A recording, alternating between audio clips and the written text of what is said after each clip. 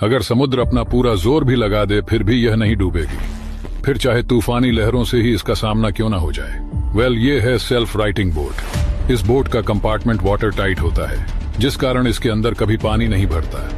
और अगर बेटा मेरी वीडियो को स्किप मत करना, आज तेरे घर खुशखबरी आएगी। इस चैनल को लाइक एंड सब्सक्राइब कर दे और कमेंट में जय श्री राम। ये नाव किसी कारण लहरों से उल्टी हो भी गई, फिर भी लॉ सेंटर ऑफ ग्रेविटी और यूनिक हल शेप के कारण ये खुद ब खुद सीधी हो जाती है।